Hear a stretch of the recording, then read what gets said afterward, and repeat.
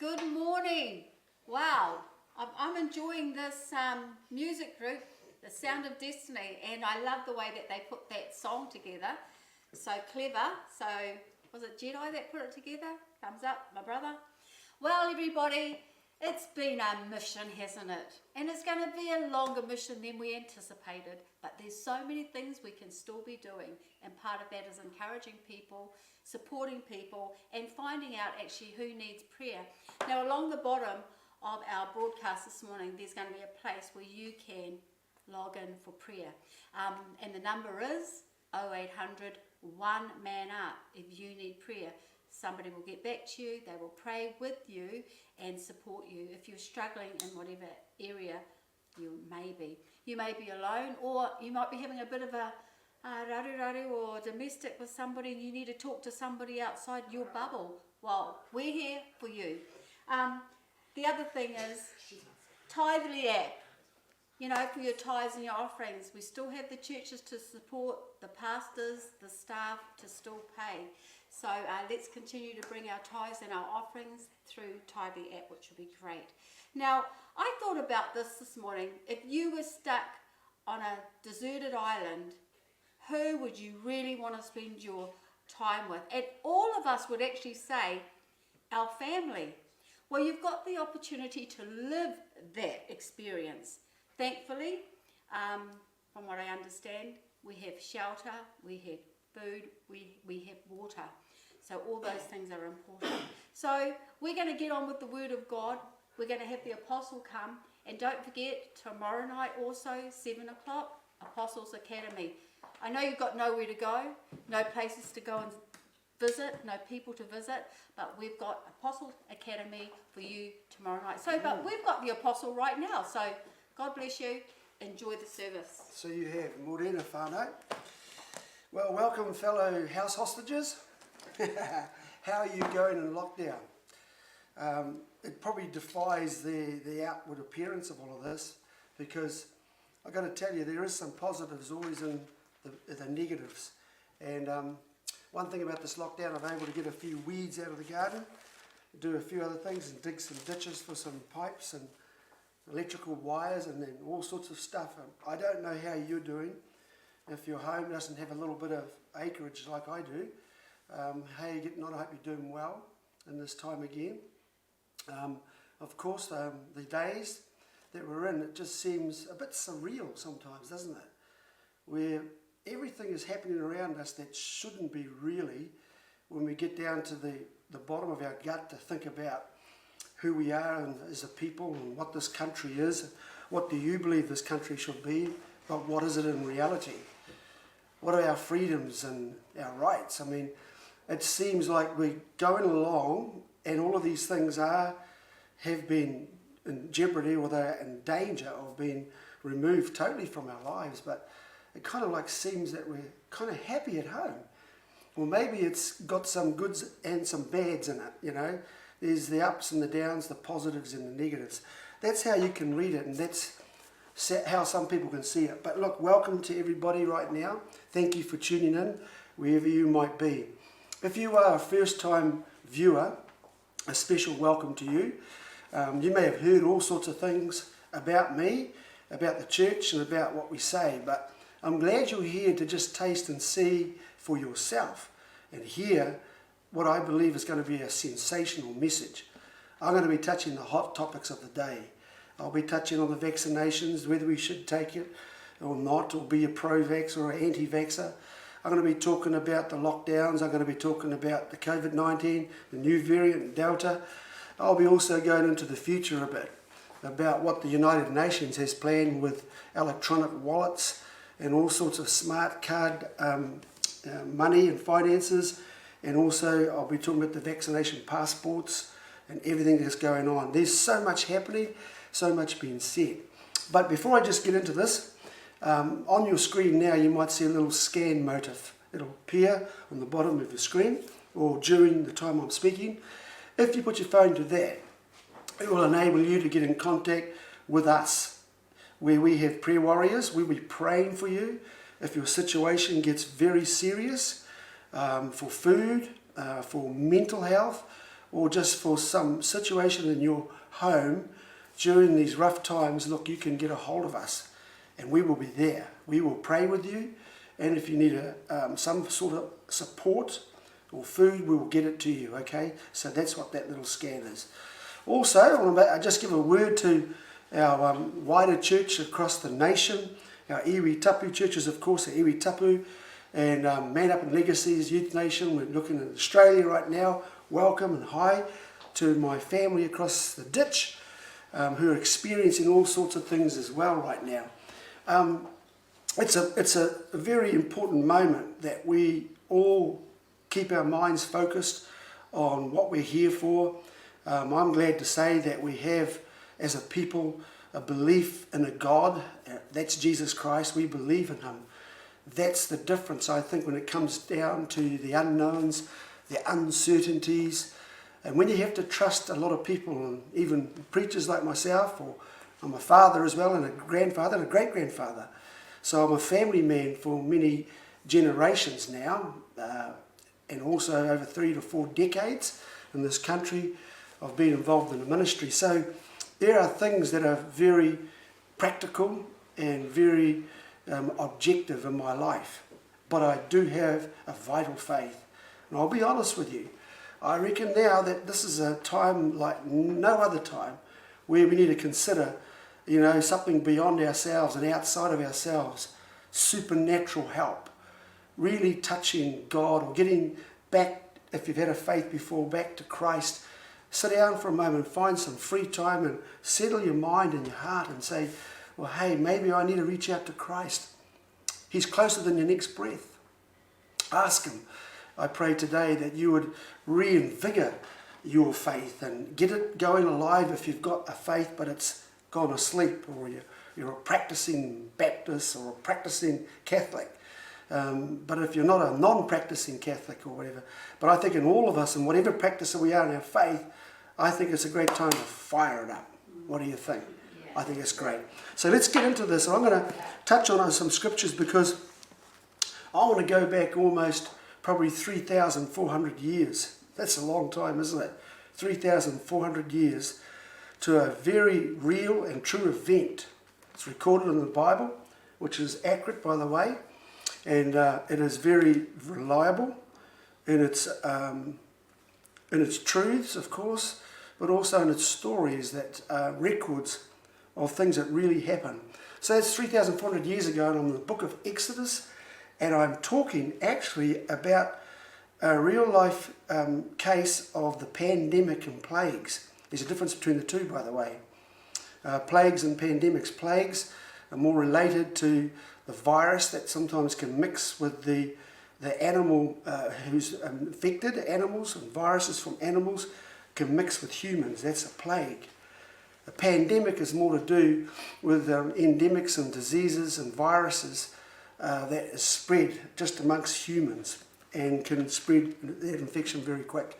So this is a true story about plagues and pandemics, and I mention the two because it is mentioned in Exodus. So here's a real life story, but it's also a blueprint. Remember that. So this happened a long time ago, but it has all of the elements of what's happening right now. So a 4,300-year-old book with a true story about a plague and a pandemic that come upon a whole nation, and it was to do with people that experienced it firsthand. And in this whole story, I'm going to read you just a portion or two of scriptures out of this. And if you know the Bible, the Exodus, and it talks about mainly the main character called Moses, and some of you have heard of Moses, and it's talking about his people. Just a bit of background. He comes along and he has a call of God in his life to go and actually rescue his people. Now get this. They had been in slavery or enslavement, bondage, to another nation or another people for 430 years. Wow. 430 years is a long time to actually be in enslavement. I'll talk about that a bit later. But here, that's the backdrop to it. So I'll read this passage of scripture for you. And it's from chapter 3 in Exodus, and that's the first part of it. So I am just taking the two readings mainly, and then I'm going to do a bit of talking to you. So the first part of it is, in the background of what you know now, is that after 430 years, they are ready to do something about their situation. Boy, I hope you don't have to wait for 430 years for the situation we're in. 430 seconds is enough.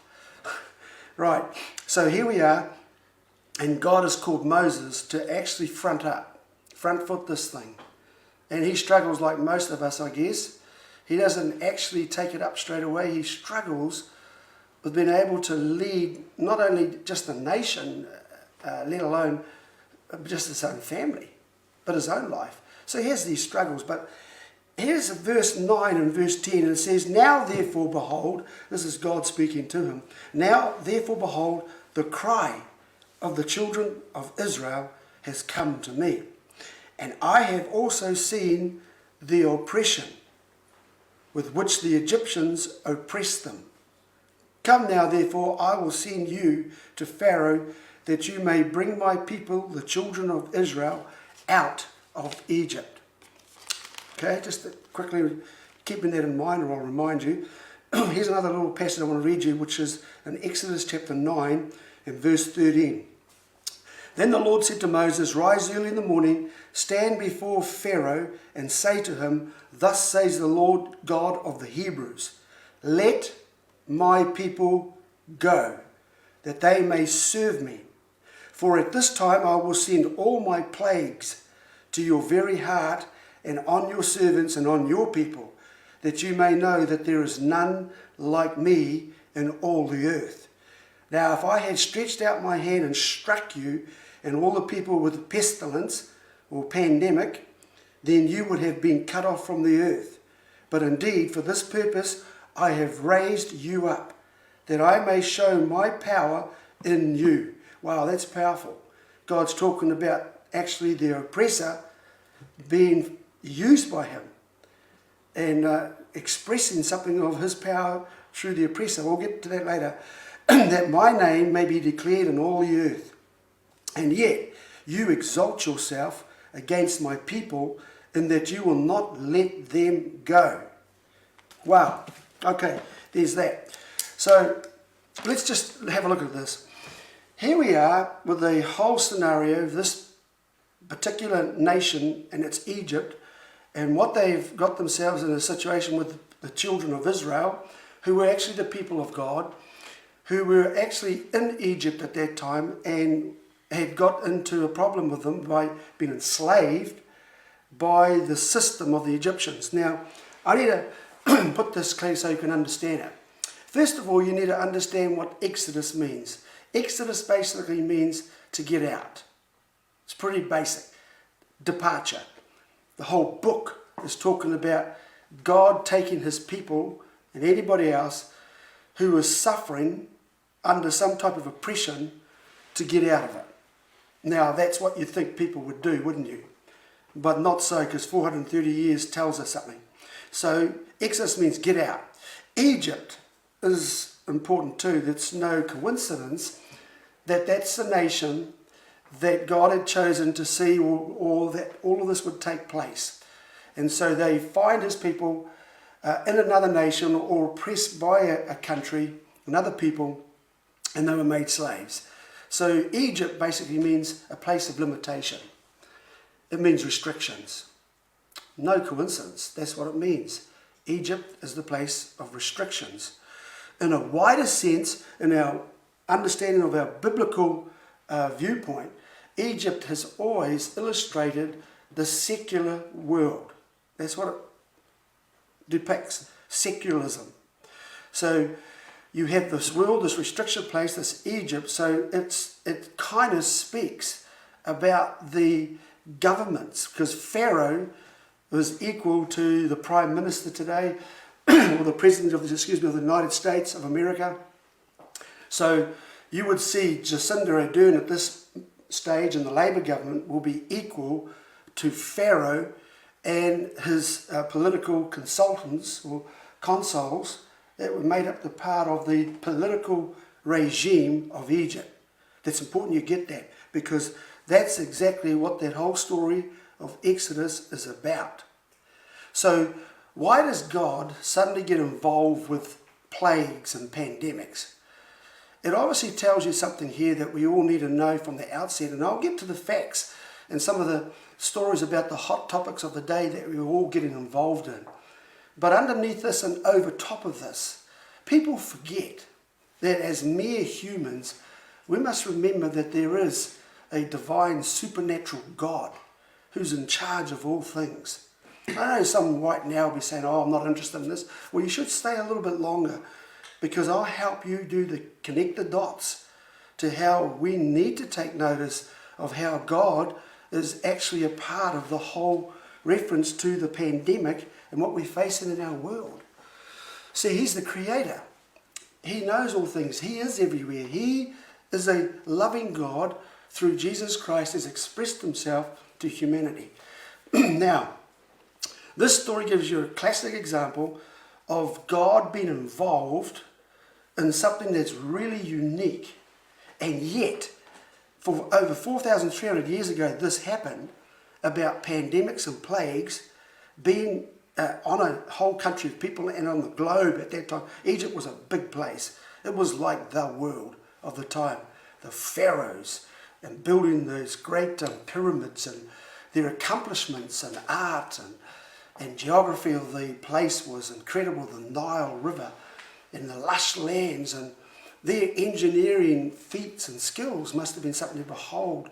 They were a sharp people. They were a large nation, very strong nation, very much though into all sorts of God. They were polytheistic in their religion, meaning they believed that all gods were welcome, and many gods and many religions was a part of the expression of the culture of the Egyptians. So that gives you an idea that kind of not much has changed in the sense of today, that we see very much the Egyptian culture and ways and customs and the spirit of Egypt very much relevant in its meaning and illustration to what we see in the world today. No difference.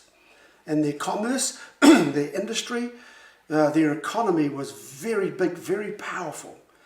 And so now we have the setup. So why, in all the places of the Bible and what God wanted to be recorded is history in this book, that this is the most searching, the most revealing proof and blueprint of history that we have of not just COVID-19 and its variants like Delta.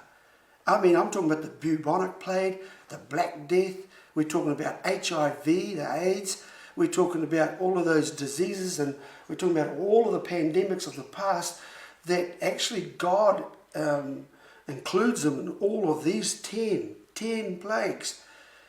The plagues and then the pandemics. So there was a mixture here because there was animals or insects involved, animals were involved, then you see it mutate to actually being a pandemic, and then it gets to the point of an invisible killer. It actually takes people out just like that in one night. Almost all of Egypt's firstborn, or all of Egypt's firstborn, were killed by a destroying spirit or angel. That was the plague. So in between you had the Nile, the water turned into blood. You had boils and all sorts of rashes breaking out on the people. He even put darkness for 3 whole days. And I mean, I'm not talking about the night and day that we experience. This was a terrible, terrorizing, frightening darkness where the sun, there was no light. You couldn't get any, officially couldn't light any light, or they couldn't get anything out of the sun for 3 whole days.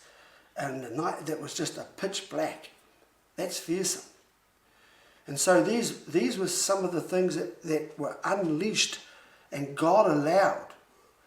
Now there are reasons. So why does God allow these pandemics and these plagues to be so severe to come on the land of Egypt? Well, as we read here, there's a few matters that I'll get to in a moment. But as you see here, we need to get God answering the cry of the people, and then the plagues are unleashed. So you see here that God moves and the plagues come because of a certain situation. Got that? So it's not so much the pandemic, but it's Pharaoh. the virus was something, and the plague and the pandemic, but God was more interested in Pharaoh and a certain group of people. So if you understand that, you'll see the same kind of parallel example today, that while you're looking at the virus and COVID-19, you ought to be looking at the government of the day. And you'll be looking at what are they doing that would cause this to happen. Because you might say, well, these things are just the freaks of nature, they just come and happen. Well, no, the evidence that we have is that pandemics and all these plagues are caused by when governments or certain people in places of power begin to tamper with what we call nature, and also the actual point where they begin to use or do certain things with people's lives that begins to cause them to be harmed, to do something oppressive like this was happening. When it gets to a point where human abuse crosses boundaries, it causes all sorts of problematic outcomes and repercussions that you don't relate. That this thing relates to this thing, that relates to that thing, and releases this thing and gets that thing open, opens the door to that thing. You understand what I'm saying? Cause and effect. That the pandemic just didn't plop on our laps and turn up. Guarantee you, corrupt people were behind it.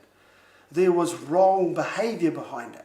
You know what I mean? So if we mix animals with humans, we start drinking the blood or eating certain animals, and we start to transfer that into human involvement. Do you get what I mean? We mistreat animals and don't raise them properly, then viruses and disease can be spawned because of negligence and human behaviour. See, I'm getting something here.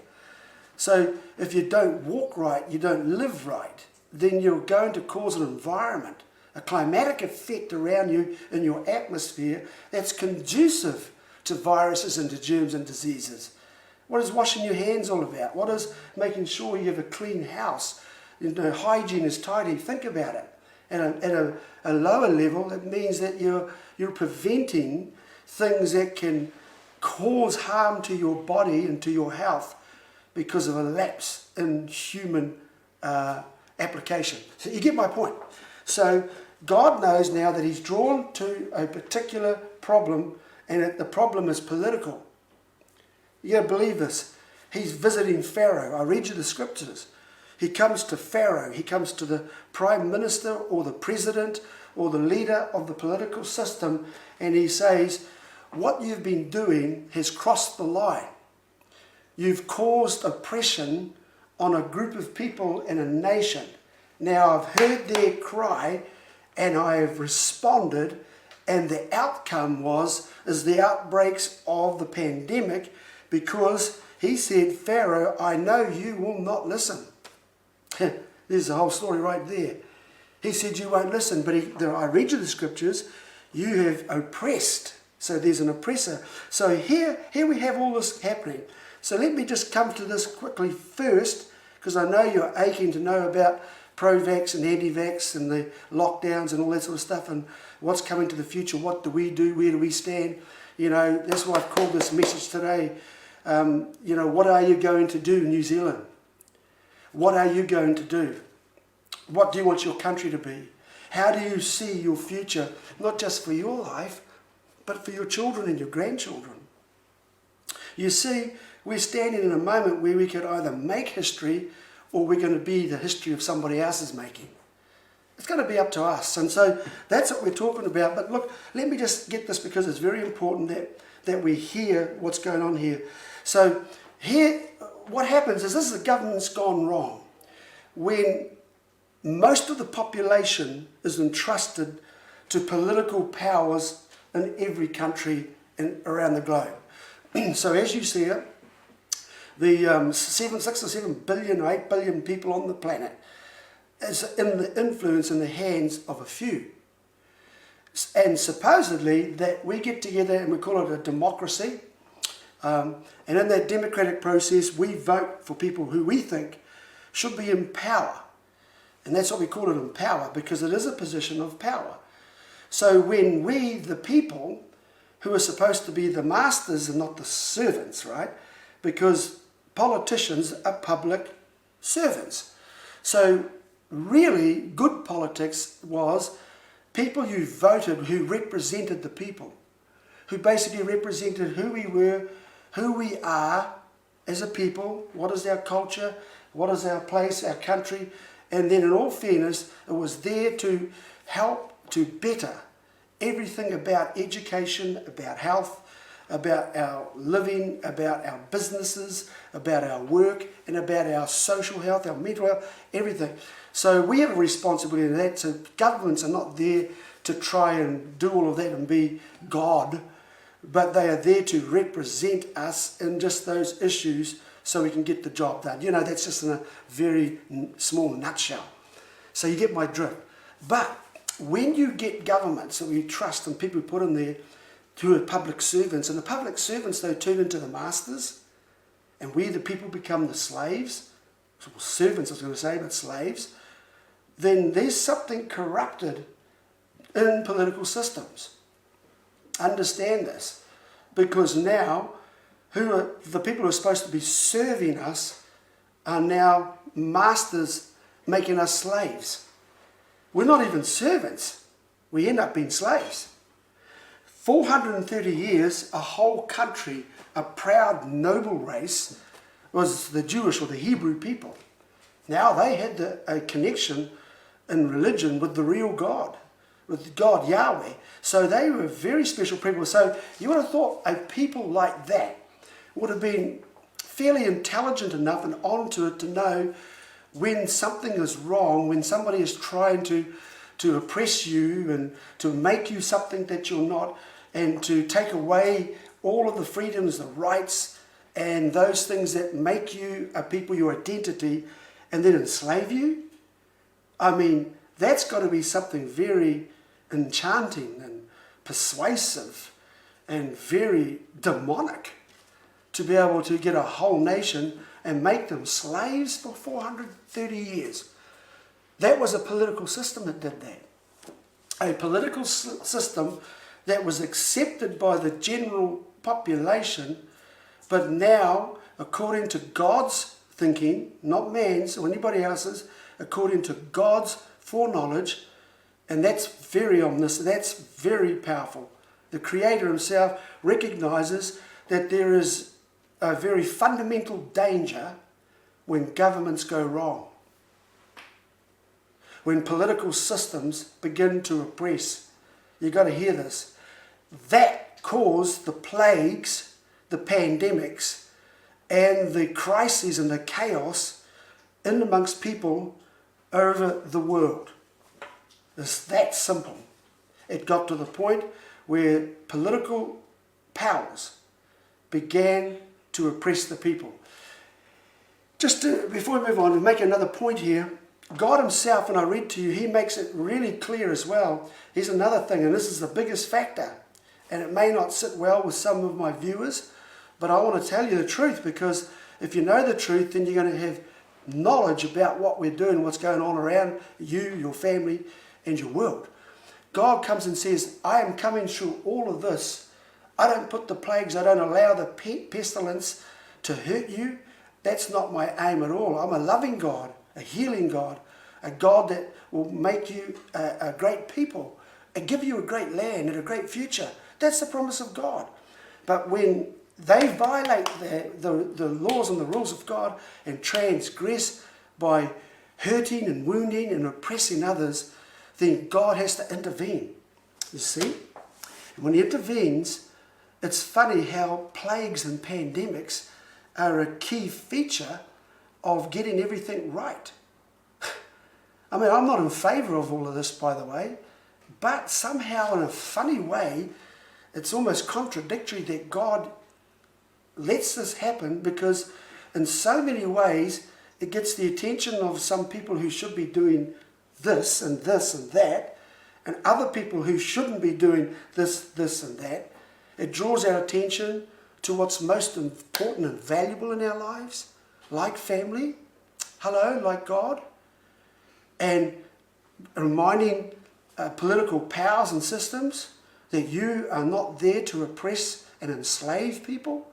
You're there to be a servant to the people and ensure that everything is right for the people to live a better life. So when that happens, God intervenes. Now, what gets the intervention of God, and when you see pandemics released, because that's what we got now. Well, it says here, a cry. Now, therefore, a cry went up. Did you see that? That's what I read. A cry went up from the people. So there has to be a point where there is a certain cry that comes from a person. It could be a family. It could be a whole region. It could be a nation, a national cry. But that cry wasn't a cry of tears. It was deeper. It was a different cry. It was a cry of frustration. A cry of, I've had enough of what I'm in. It's a deep cry that comes after a while that you've been in a place for a long, long time. Now, I could be talking about any culture. I could be talking about the Kiwi culture. We want to go rush back to normal again. I know you do. I know a lot of people out there want to go back to your job, making money, your business going, your house, your bats, your kids, and, we can freely mix again. And I guess there's nothing wrong with that normal in our view, but I think you're going to find out there was a lot of dysfunction in it. A lot of corruption that thrived in that old normal. We want to go back. You want to go back there, but you moan about the governments we get? It happens every election. Oh, I'm not going to vote them again. And we swing to and fro from blue to red, and in between a little bit of other colour, but we're blue, red, blue. We get the same old politicians that lie to us.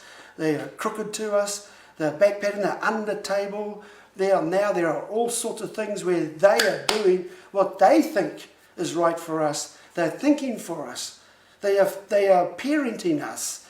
They're controlling us.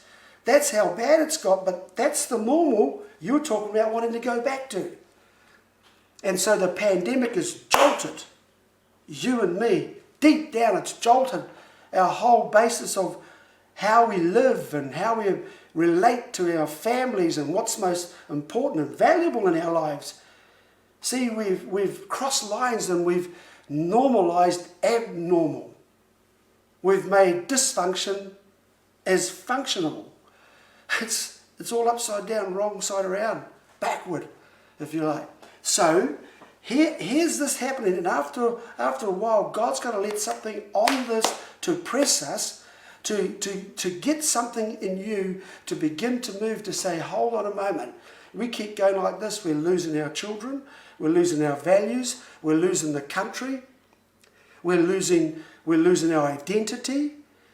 Man, I just feel it right now that, I had 7 direct descendants, my tupuna on my father's side and my grandmother's side, 7 in all who were involved in the great Second World War, who went to a foreign country and world, gave themselves as young men and women under the age of 25, they all were. All of them were killed in a foreign country and they were buried in foreign land, never to return again. These were our grandparents and great-grandparents for the other generation who went away on the basis of fighting for our freedoms and our rights. And I know this, that the basic mantra was that they would go away to fight first for God, for nation, and for king. Well, their God, they weren't mixed up or confused about the God. It wasn't, I'm saying this straight up, it wasn't atheism, it wasn't agnosticism, it was not Buddhism, it was not Muslim, it was Christianity. There was no doubt about that. And you can't change history either, by the way. And some people try to. They went away knowing what God they were fighting for. Your ancestors in the world wars went away to fight for our God and, look, our nation, our freedoms. They went there to fight the Nazi regime so that we would not be a Nazi country.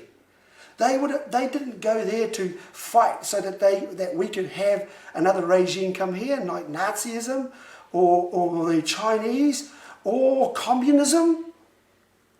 They'd be rolling in their graves right now to see that we have a communist government, a socialist government, and all of these soldiers died, sacrificed their lives that we would not have that type of system or ideology suddenly come back into the country that they gave their blood for to protect that God, that nation, our freedoms and our rights, and the country of New Zealand, letting New Zealand stay New Zealand. Now it's been stolen away, and the sacrileges that we have stood and trampled over all of the sacrificed lives of the Kiwi soldiers, men and women, who did that for us. The Anzac spirit has been basically brutalised, that has been sacrilege, that we don't care about it anymore. We allow our country now to be run by the very things they fought to keep out of our country. The flag, fly the flag. The national anthem, which is the best in the world. God of nations. There it is. That's our anthem. God of nations. At thy feet. And in the bonds of love we meet. And look at this. You know, we talk about the God defend our free land. I want to tell you, I'm going to jump around here a bit, but God defend our free land. Your ancestors, before they went on ships and planes, and most of them never to return to the country they loved, went to fight for those values, that we would have freedom. Freedom. Well, I don't know what you're thinking right now, but being locked up in your home, I mean, have you heard of the word home detention? Home detention is a phrase that the judge or the court judicial system use on usually a person that's going to get prosecuted for a crime or he's a criminal. Rather than send him to jail, they give them home detention. So it's an order by the judge to avert, listen to this, to avert prison. They send them home, what's called a lockdown. You got it? We're actually in home detention, told by an authority, you're in home detention, go home. Now there are police rules that you cannot do this, you cannot say that, you cannot go over there. That's home detention. I guess one thing the whole planet can say now is that we all know what a criminal feels like in court when he's just averted prison for the time being till his sentence comes or his trial. But now he's on home detention, which is just one step up from being in prison. Hello? So here we are, all house hostages, house arrest, home detention, and we're all thinking more about the COVID and the vaccination, so you can all run back to that dysfunctional normal I'm talking about. That's what I mean. That's going to hold up. That more than the COVID. Forget the variants and the diseases and the pandemics. God shows in this whole blueprint, He's big enough to prevent you from getting sick from that. Without vaccinations, without anything else. He looked after a whole group of people who He protected in a place called Goshen. So He has the power to do it. And if the people do right by that, we should not be in this predicament we are in today. But I'm getting back to my point. So now we see an oppressive governments. So governments that begin to oppress the people, and more importantly, have long removed any involvement of God in the political systems. Trouble. You can mock me, you can go boo-hoo, tamaki speaking rubbish like they do. I'm telling you right now, don't worry about me or you arguing about it. God will do what He's going to do. And He's done it before, and He'll do it again. Until we realize the point and the truth of this matter is that He needs some influence back in to the place where people are going to be involved in having healthy lives. That our children and our grandchildren are going to live in wealth and health, prosperity, great mental health, freedoms and rights. Oh man. Okay, so we're talking about this, the cry. What's the cry? That cry wasn't the cry of tears, of something that's sad or something that's, involves some type of news that's caused an emotion of cry. That's not the cry. This cry was the cry I said before, a cry of deep frustration, It was a cry of anguish. It can also be mixed with a battle cry. A cry of enough is enough. A cry that I've been here long enough. And so that can spread from one person to the other just as fast, if not faster, than the pandemic itself. It begins to come around, and so suddenly those who are in bondage, they were oppressed, they realised that we are now not free really. I mean, I could just talk about the lockdown. I don't need to talk about anything else. The lockdowns, this is not right. To be locked down in your house, like I said, home detention, house arrest, this ain't right. No, forget about saying they want to purge out, zero tolerance and get rid of the COVID. You know, I'll tell you what, my God said that's not why you're locked down. That's not going to happen. So get all the vaccinations you like.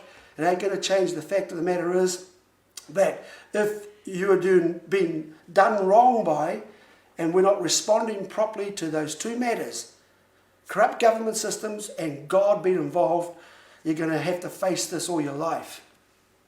If you want a clear passage for me, for you and your family, you need to hear what I'm going to say to you.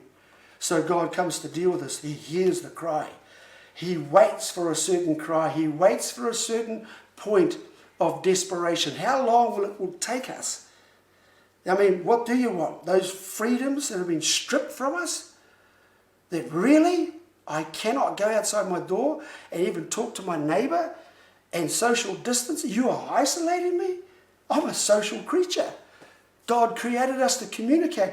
Look at the subtlety of cutting off your ability to talk to one another, not only physically, but now they're controlling social media. They're cutting down and cutting out what I can say and what you can receive and what you can say and express there to whoever. You've got to see the stripping away of freedoms. There's not just one or two freedoms.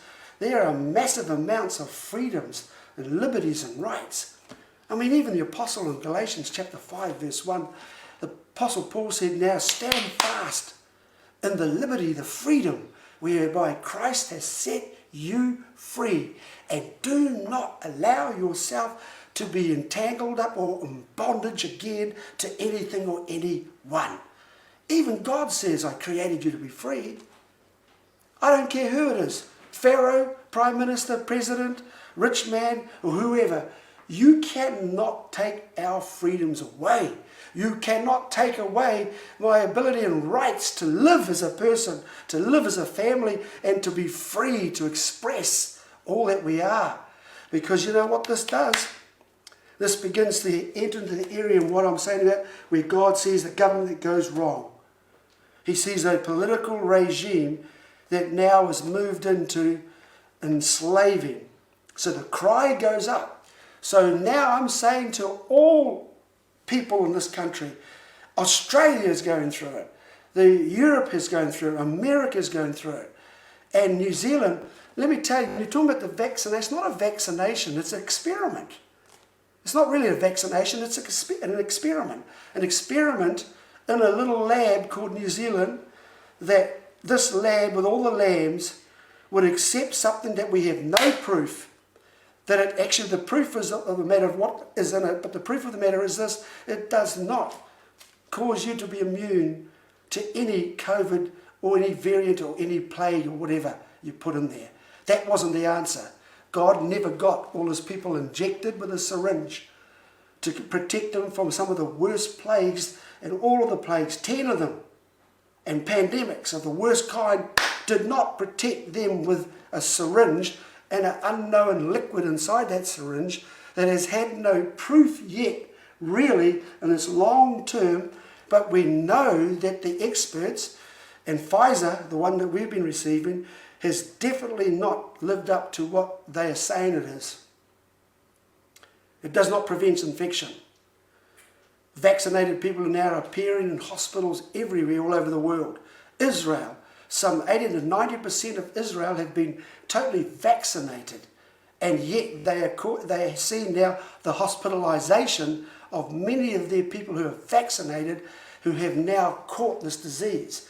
You know, we need to think very, very deeply about what's going on, and that's why I wanted to talk to you about bringing God into the situation and not just science and experts and medical professionals, and I appreciate all of that, and I believe in that. But they're limited. They're a limited resource by themselves. God knows everything. God is in charge of everything. You have to trust God. You have to have God in this. Whether you're a anti-vax or a pro-vax, whether you believe in the lockdowns or you don't believe in the lockdowns, we are all a part of the human family.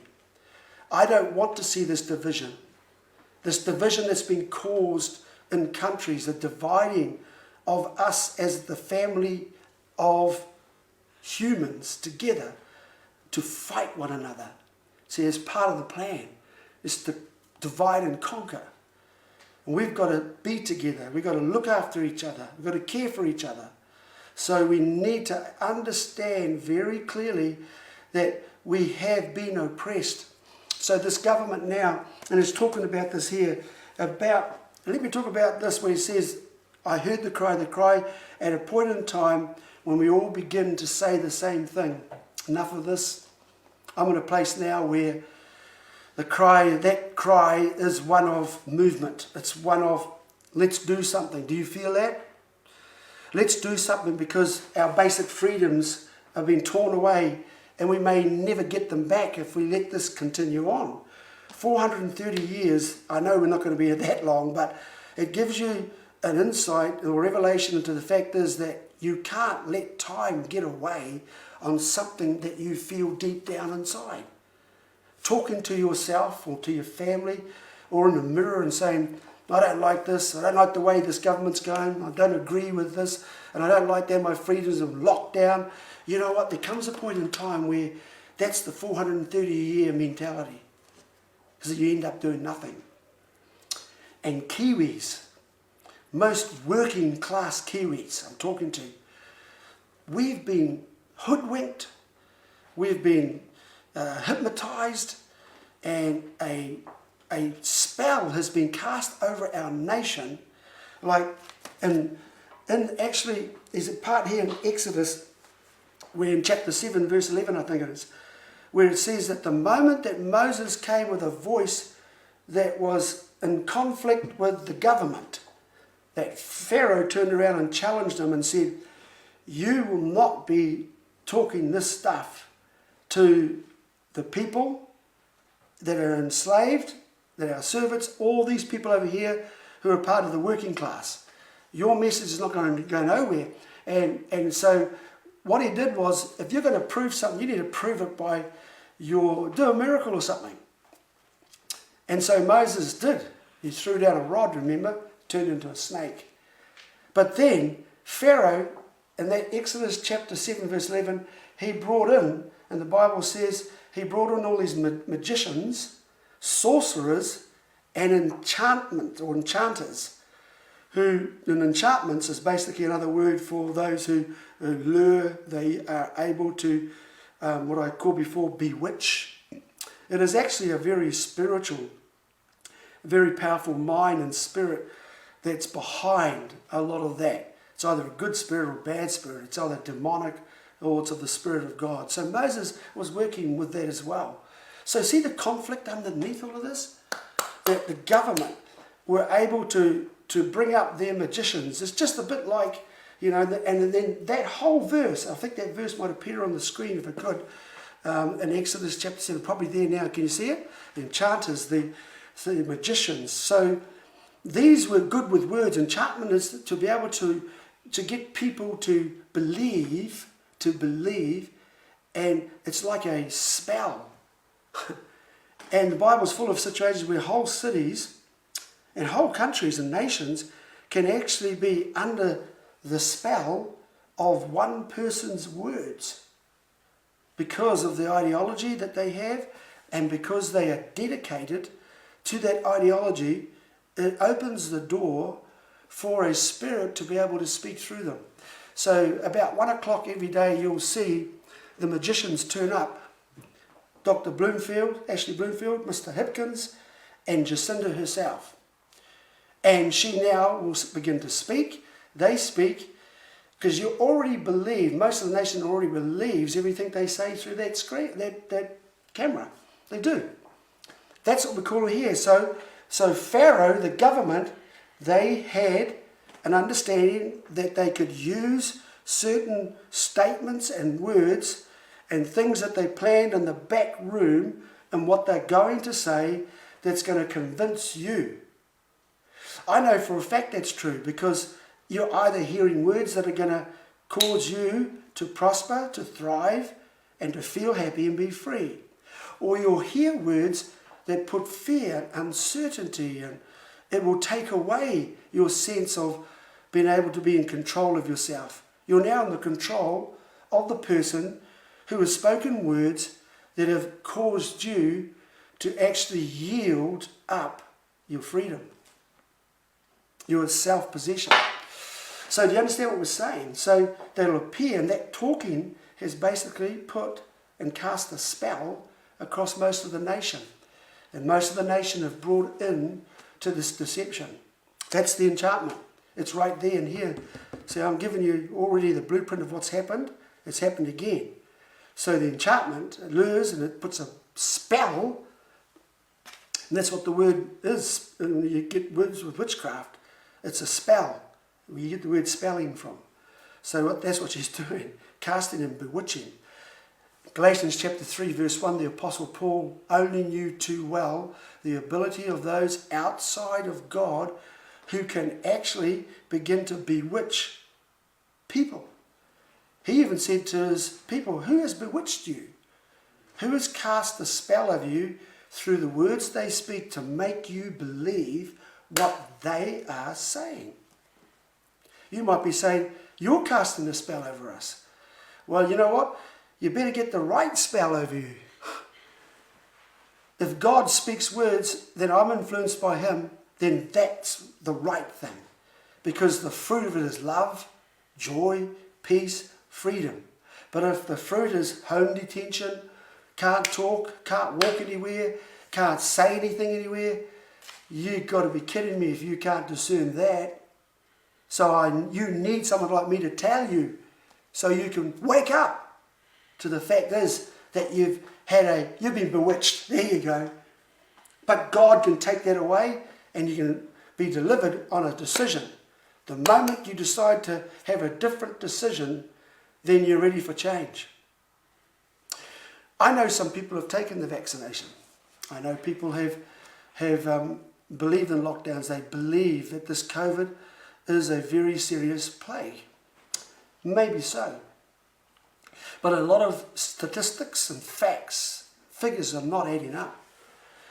You lock down 5 million people, there's 432 I think affected at the present time, and we're dealing with the variant called Delta.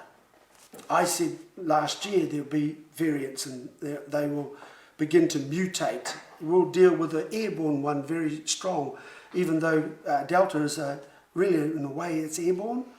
You can catch that by passing somebody, they say. Okay. So we're dealing with this Delta variant, which is more severe than COVID-19. So you had a church, the Samoan Assemblies of God Church of 500 people who turned up. They will just go there, pick on, at the moment, they're trying to pick on Pacific Islanders and Māori to get vaccinated. And by the way, before I get to that illustration, let me tell you, they are bribing. Pack and Save are offering grocery packs. Gee, they must think that we are very desperate people, Māori, all down the East Coast. They're running raffle-like food parcels to bribe you to get what? Vaccinated. Think about that. They're offering down the coast of the East Coast other types of gifts and prizes to lure.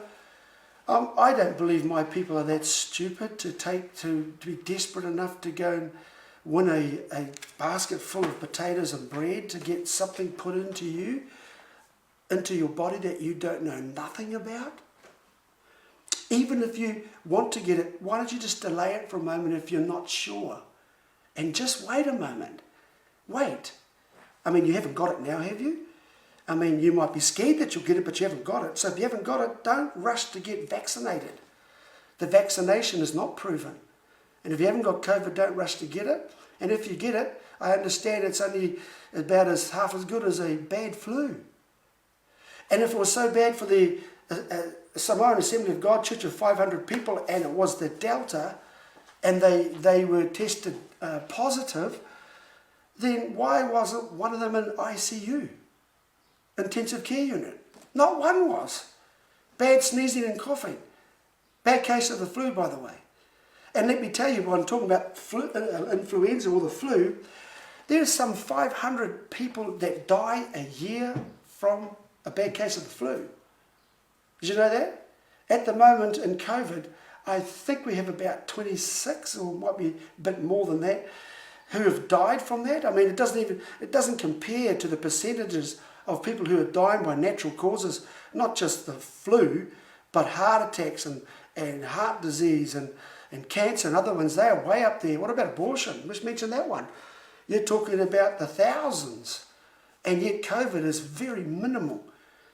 You have a 99.9% chance of surviving it even if you get it, and probably most of you have had it as a bad cough and cold and didn't know, and you survived it until you heard the enchantments come across the program from the Pharaohs, Hipkins, Bloomfield and Jacinda, who are encouraging us all to take something that we don't know nothing about, that was made by a whole lot of people overseas who we don't know nothing about, in a matter of record time of 6 months at the most, 6 months, where most vaccines have taken up to 15 to 20 years to prove, and many of them not worked. Did you know that there's already been 105 people who have died in New Zealand from the vaccine, who are vaccinated? And now a group of New Zealand doctors have got together and formed this committee. They got together because they're so concerned about a lot of the information that's incorrect and deceiving about the vaccinations. And these New Zealand doctors all got together, and they found out that this vaccination content is not good at all, and they're advising not to take it. They got shut down. These are New Zealand doctors on the coalface. So, in the end, you're going to have to make your own mind up. And I am not against or coming down on anybody, even in my own church movement, who've been vaccinated, because you're on the front line, you're in the medical profession, your age, and you believe that you have to have it. I'm not coming down on you. You're still a part of our family. But this is the conviction I hold. And this is the revelation that I see. And so we don't need to have it. We don't need the vaccination. In fact, now they're talking about vaccination passports and vaccination certificates, that they are getting now details, and they're looking at going digital or online cyber, and they're using it for all your details and getting it together so you can now get back to that normal I told you about you're running back to, so you can fly around and get back to that life where corrupt politicians and politics thrives, right? So the United Nations has come over and trumped them all and said, well, no, we're working on a digital certificate or smart card that will cover the whole globe. Okay, and they're now working on what they call smart wallets. You know, these we're calling now, we're looking at what they're using as digital wallets. So they want to bring a one world economy into the one place. They want a one government, a global government, a global economy, and they want a global hookup. So you can see where this is going. So the United Nations, and they are working already. You can't be so naive to not know that there hasn't been in behind closed doors a lot of working and a lot of talking and a lot of planning. Pandemics are planned. I'm just saying God planned it. Yeah, He planned to release it. I guess it wouldn't take much for some scientists in the back room of Wuhan to plan a pandemic to be released, to get to the point where they can cause this disruption and this chaos. Yeah, you know, I can say so much more, but look, you know, now let me start wrapping this up and finishing. But I think that I'm getting through to you, making some clear light for you to be able to see now that I don't agree with this government that it's really concerned about our health. If that was the case, why are they more concerned about controlling us? That's very unhealthy. I think we can see some things here, even if you are pro-vaccination and you're pro the lockdowns, you can't be satisfied deep down inside. That good grief, running around with masks by yourself in your house, in your car, and now you're isolated and probably going to affect us, socially forever in a day if we don't have massive change. Our businesses will collapse if we go into these lockdowns. Don't you think that this is just going to be over? She'll just come nicely in after she's conditioned you to be slaves, bewitched to the message, and now you're going to believe that when the lockdown comes to the point where she just feels, and the magicians behind the scenes with her feel that you'll just get into what we call the breaking point, so that we don't have any breakout. Watch out now, because we don't want Brian Tamaki and his army breaking out.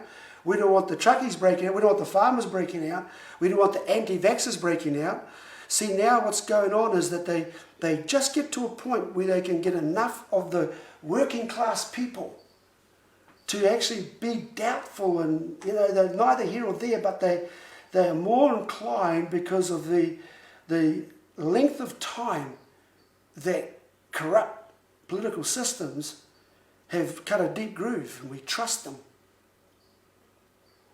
And what happens is we're conditioned. So they'll come out of this lockdown just at the right time. And then you're all conditioned now to get back, and we move around again. You think, this must be it. No. They're coming back to put you under house arrest again. And until they totally steal our identity and steal our country away from us, strip and steal away your liberties and your freedoms and your rights. This tells me the time has come. As God dismantled Pharaoh in the most dramatic and graphic way. He dealt with it. 10 plagues.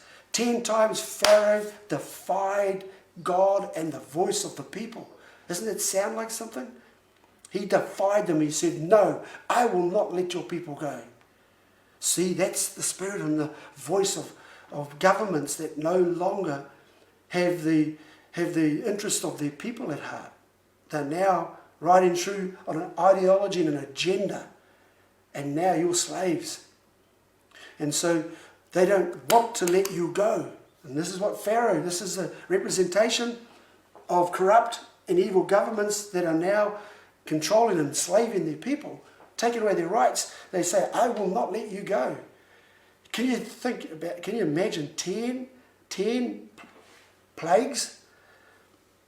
And he still would lock them down. He locked them down. He wouldn't let them go.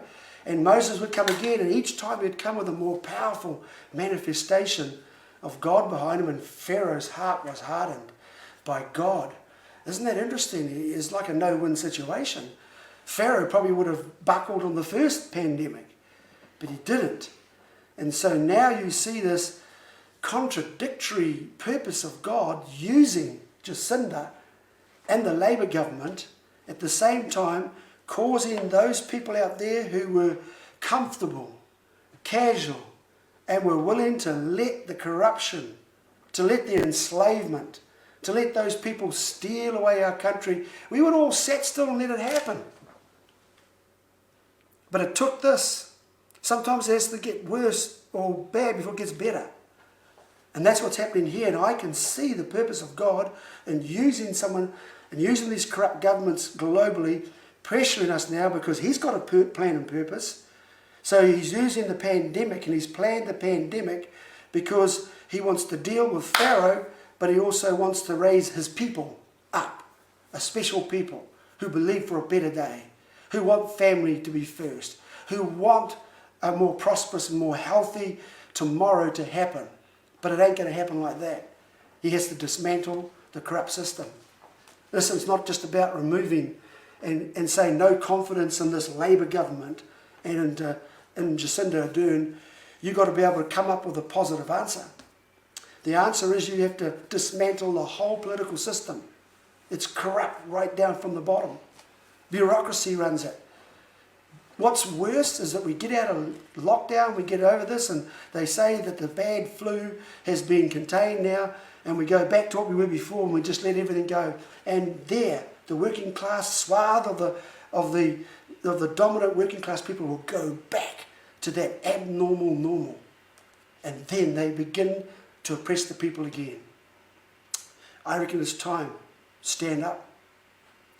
You've got to take, there must be a moment where you've got to see now that the threats of what they're stealing away from us, the only way to do this is to make a stand.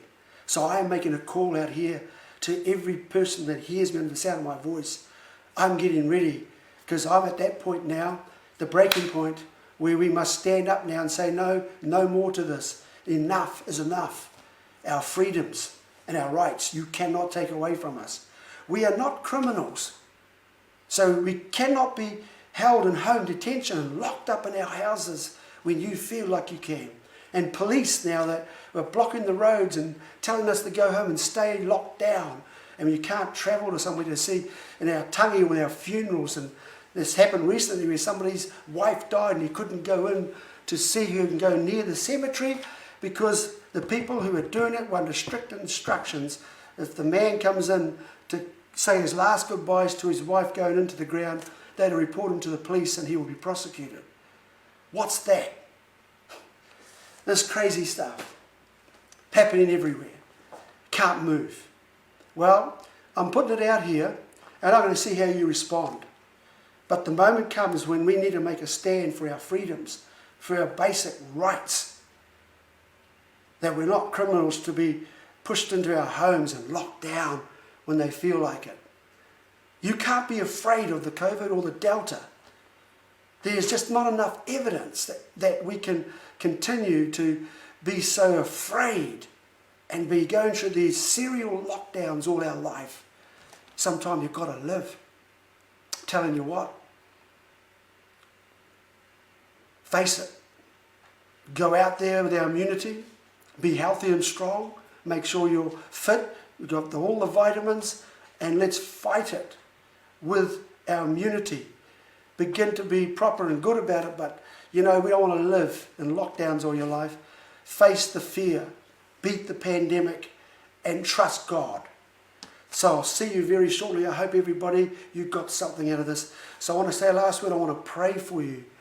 I want to ask that God blesses you. And the plans of the enemy will be thwarted. If God is for us, who can be against us? And I pray now, though, for every person who's doubting and wondering and uncertain and getting filled with anxiety, I pray for the peace of Christ that surpasses all understanding will come upon you right now. I ask God that when you come into your home, into your life with your children, and He would bless you to be strong, not distracted. Let's just now begin to focus in, because our cry has gone up. The Word of God says when He heard the cry, He said, now I'm going forward to set my people free. Freedom. I ask right now too that you would all spread this message.